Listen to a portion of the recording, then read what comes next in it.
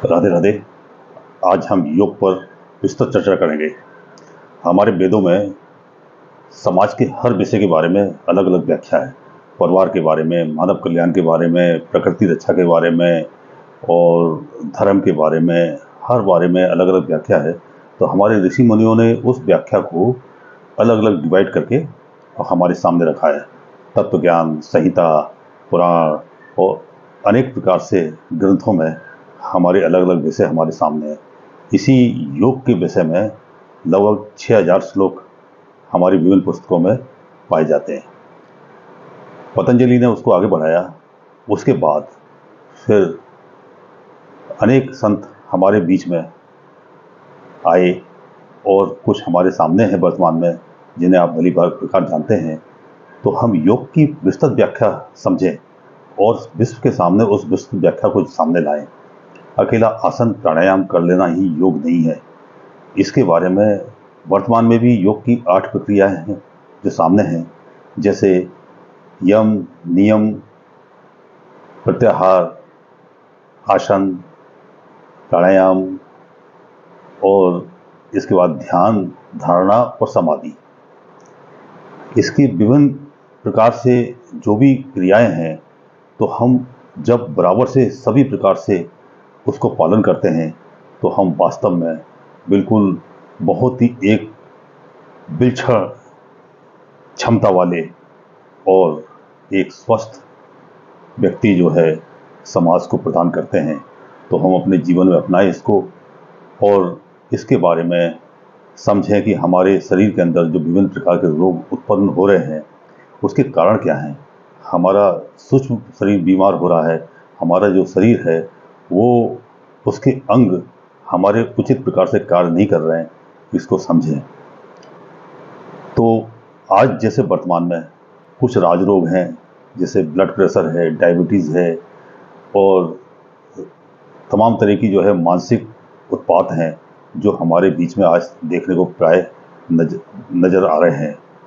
तो हम कैसे इसको दूर करें, इसी के अंदर मैं आज एक विशेष क्रिया के बारे में बताता हूँ आपको, जिसे हम ध्यान अवस्था कहते हैं।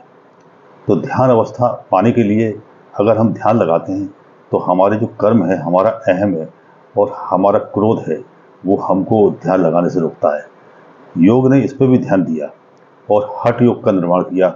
हठ योग से जब आप करते हैं तो आपका जो कर्म अनुसार आपके जो क्रोध है, वासना है, अहंकार है, तो ये आपको परेशान नहीं करता, आपका ध्यान लग जाता है।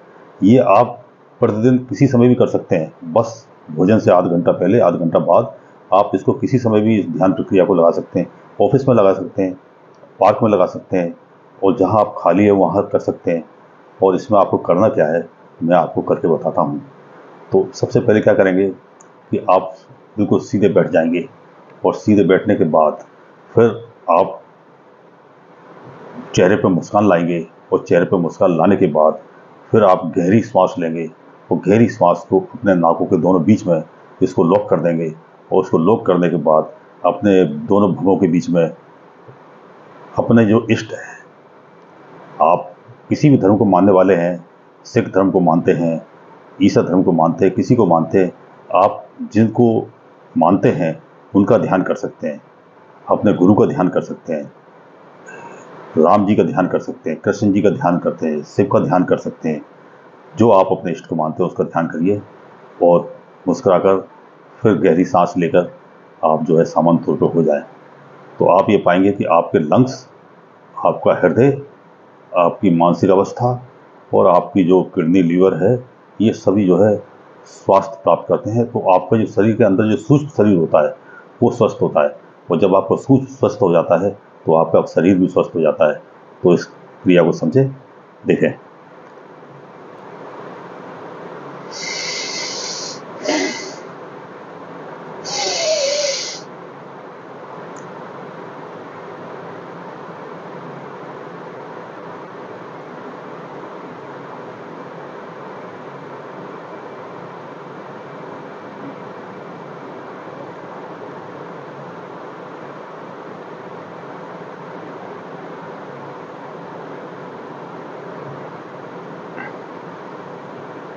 मेरे को अभ्यास है तो मैं ज़्यादा देर श्वास रोक लेता हूँ, लेकिन आप ऐसा ना करें, जितनी आपकी सामर्थ्य है उतनी देर तक श्वास रोकें।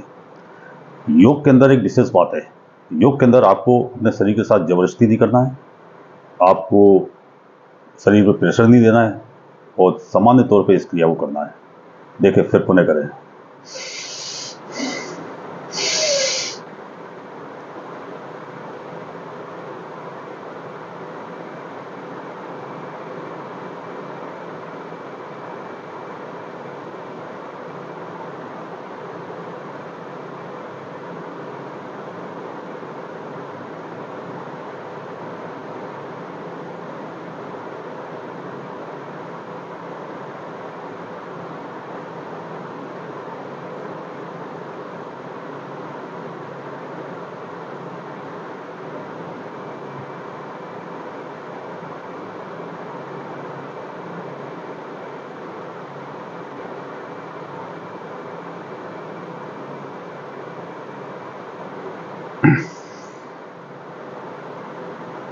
सांस को छोड़ के मुस्कुराइए और मुस्कुरा के फिर गहरी सांस लीजिए, फिर सामान्य सांस लें।